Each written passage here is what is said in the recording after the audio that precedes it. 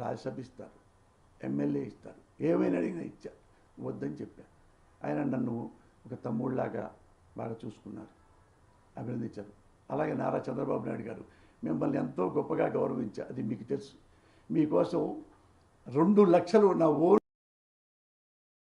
గురించి రాశారు. నారా చంద్రబాబు నాయుడు గారు చేసిన మంచి పనులు అని అట్ట లిస్టులు కూడా రాశారు. మళ్ళీ మీరు పొరపాటు ఇచ్చినప్పుడు మనల్ని విమర్శించారు.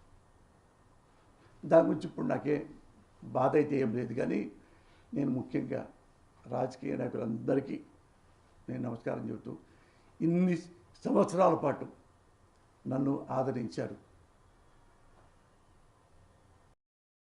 అందుకని ఈ సంవత్సరం ఇక్కడి నుంచి, ఈ రోజు నుంచి నేను చనిపోయేదాకా నా బిడ్డల కోసం, నా కుటుంబం కోసమే నేను బతుకుతా. ఏ రాజకీయాల గురించి నేను మాట్లాడను, ఏ ఒక్క రాజకీయాల గురించి కూడా మాట్లాడను. నాకు బాగా నేషనల్ వైడ్ దేశానికి సంబంధించిన వాడు కాబట్టి నరేంద్ర మోడీ అంటే దేశభక్తుడు. అలాంటి వాడిని మాత్రం ఎప్పుడన్నా ఒక మాట అంటే చాలా గొప్పవాడండి, దేశభక్తుడు. ఆ మాత్రం అయితే అంట మన దేశం కాబట్టి, మన దేశభక్తుడు కాబట్టి, గొప్ప ఎవరెస్ట్ అంతా గొప్పడు కాబట్టి. అది కూడా రాజకీయాలు ఒకటే, ఒక దేవుణ్ణి ఎలాగ నన్ను ఒక భక్తితో నమస్కరిస్తాను, అప్పుడు ఎప్పుడన్నా మోడీ గారు కనపడితే ఒక నమస్కారం పెట్టుకుంటా, అంతే తప్ప ఇక రాజకీయాలు అనేది నా నోటితో నేను ఎప్పుడు ఒక వర్డ్ కూడా ఈ ప్రెస్ మీట్తో ఇది క్లోజ్. నా బిడ్డల గురించి క్లీన్గా, నా బిడ్డల గురించే. రాజకీయాల గురించి మాట్లాడను, రాజకీయాల గురించి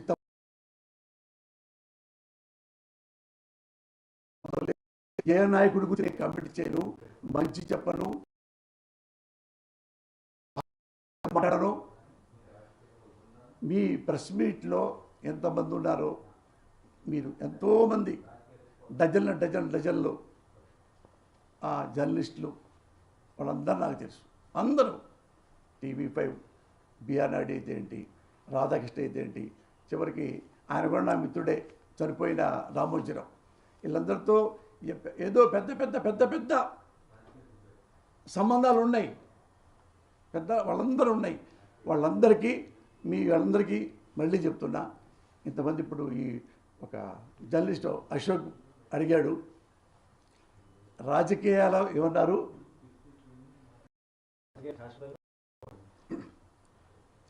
రాజకీయాల గురించి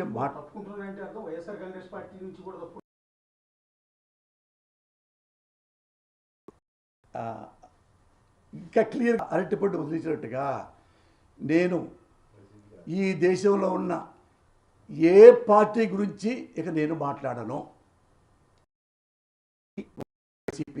నాట్ ఓన్లీ జగన్మోహన్ రెడ్డి గారు, నాట్ ఓన్లీ చంద్రబాబు గారు, ఎవ్వరి గురించి ఏ పార్టీ గురించి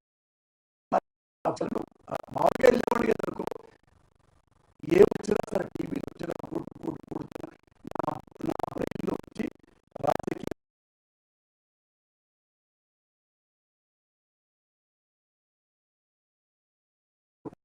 గురించి మాట్లాడను, రాజకీయాల దగ్గరికి వెళ్ళను, అందులో ఇంటర్ఫీర్ గాను. ఇంకేమైనా క్లారిటీ ఉంటే చెప్పండి, చెప్తాను. లేదు, ఇంతవరకు నా జీవితంలో ఏ పార్టీలో కూడా సభ్యత్వం నాకు లేదయ్యా.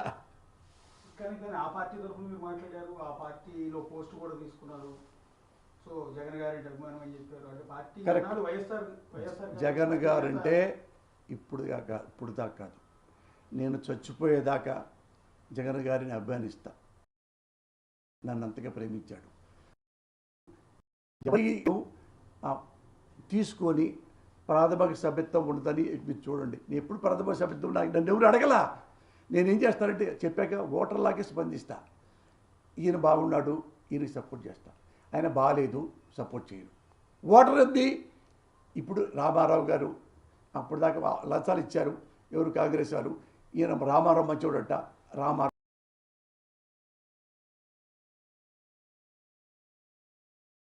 సేమ్ అదే. కాకపోతే మా అబ్బాయిల గురించి మాట్లాడడం చూడండి, దీనికి కొనసాగింపుగా ఒక మాట కూడా ఇస్తా. ఇంకొకసారి ఎప్పుడు నా బ్రెయిన్ బ్లాస్ట్ అయిపోయిందంటే, నా బుద్ధి, భారతదేశంలో ప్రజలందరూ ఇదొక్కడు గుర్తుపెట్టుకోవాలి మీ జర్నలిస్టులు, ప్రజలందరూ దీని మీద శ్రమ తీస్తున్నా, ప్రజలందరూ అన్ని పార్టీలకి ఓట్లేశారు, అన్ని పార్టీల్ని గెలిపించారు. Great people, Indian people.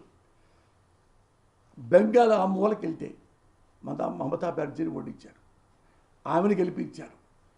కమ్యూనిస్టులు ఓడించారు, కమ్యూనిస్టులు గెలిపించారు. బాసుని ఇక్కడ ఢిల్లీకి వస్తే భారతదేశంలోకి ఇందిరాగాంధీ గెలిపించారు, ఇందిరాగాంధీని ఓడించారు. బీజేపీని గెలిపించారు, బీజేపీని ఓడించారు. మొరార్జీ దేశాయ్ గెలిపించారు, ఓడించారు. ఇక్కడ కాంగ్రెస్ ఓడించారు, రామారావు గెలిపించారు.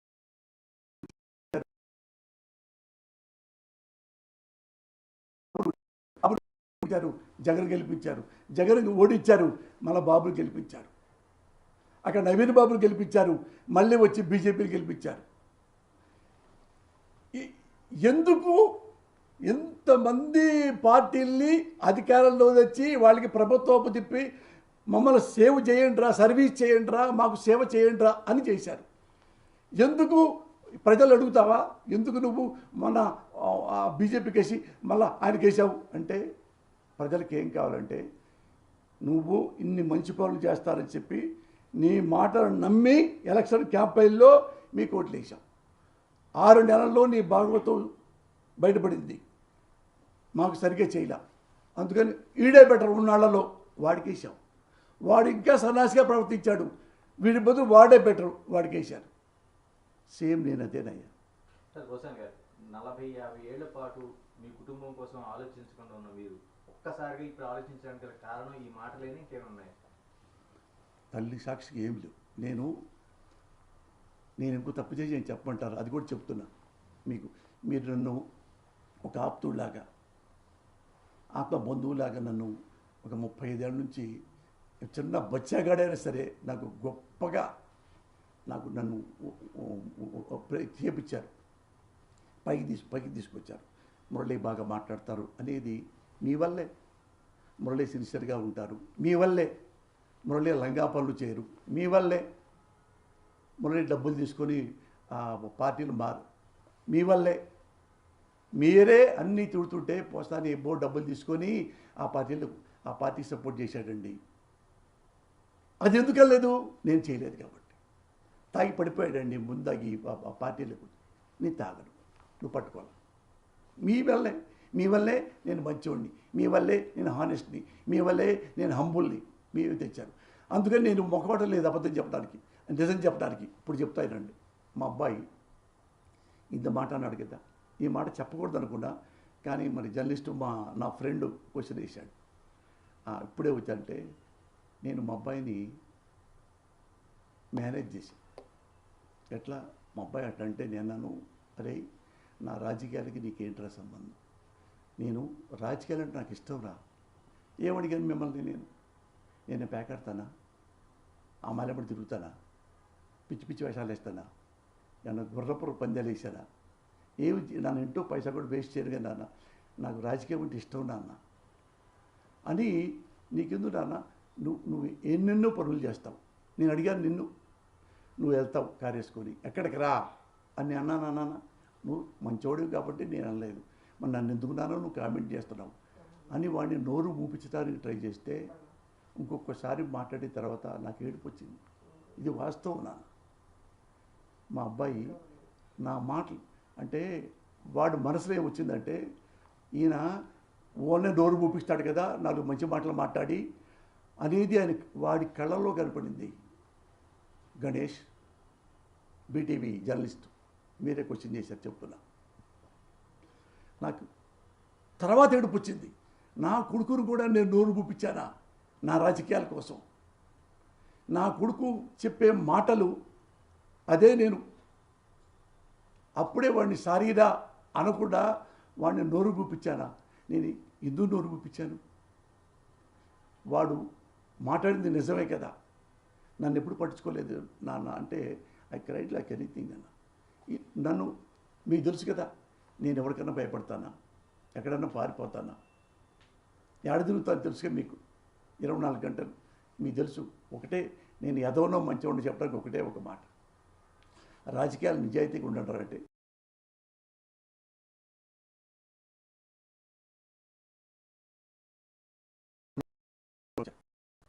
లో ఒక అభ్యర్థి 12 కోట్లు, ఒక అభ్యర్థి 11 కోట్లు డబ్బులు ఇవ్వటం, డబ్బులు పంచటం, మందు పంచటం, బిర్యానీ పంచటం ఏం చేసి నన్ను అడిగారు, సార్ మీరు ఎంత ఇద్దాం అనుకుంటున్నారు ఒక్కొక్క ఓటర్కి, నేను ఎందుకు ఇవ్వాలా, మరి అమాయకంగా మాట్లాడతారేంటి, డబ్బులు అందరు ఇవ్వట్లేదా, ఇస్తున్నారు, మరి మీరు, నేను ఇవ్వను, నేను మేము చెడగొట్టను, నాలాంటి వాడిని మీరు చెడగొట్టద్దు, చెడగొడితే ఒకవేళ నేను గెలిచారనుకో ఇంత డబ్బులు ఖర్చు పెట్టి చిలకలూరిపేటనే తినేస్తా, నేను తాగను, మీ డబ్బులతో తాగండి. ఓటు నేను గెలిస్తే చిలకలూరిపేట బాగు చేస్తాననుకుంటే ఓటేయండి, ఒక్క పైసా మీకు ఇవ్వను. నేను ఒక్క పైసా ఇవ్వలేదన్నా అంటే నేను ఎంత నిష్ఠగా ఉన్నాను మీకు ఒకసారి లాస్ట్లో చెప్పడానికి. చిలకలూరిపేట మీరు అడగండి. పబ్లిక్లో కూడా చెప్పా, నా పక్కన షాడో పోలీసులు ఉంటారు, వాళ్ళు అభిమానులు ఉన్నారు, కనీసం ఓటర్లకు ఇవ్వరు, కార్యకర్తలకైనా కొద్దిగా ఎంకరేజ్ కోసం ఒక ఏదో పెట్టమంటారు, ఏదో ముందు బట్టలు పెట్టి బాక్స్ని, అది కాటన్ ఏదో అంటారు, ఆ కాటన్ కనీసం ఒక అభిమానుల కన్నా ఇవాళ కన్నా మన కార్యకర్తల కన్నా, కార్యకర్తలు ఇప్పుడే తాగుతున్నారా, అంతకుముందు తాగుతున్నారా, అంతకుముందు కూడా తాగుతున్నారు, అంతకుముందు నేను డబ్బులు ఇవ్వలేదు కదా, ఇప్పుడు నన్ను ఎందుకు అడుగుతున్నారు, నేను ఇవ్వను.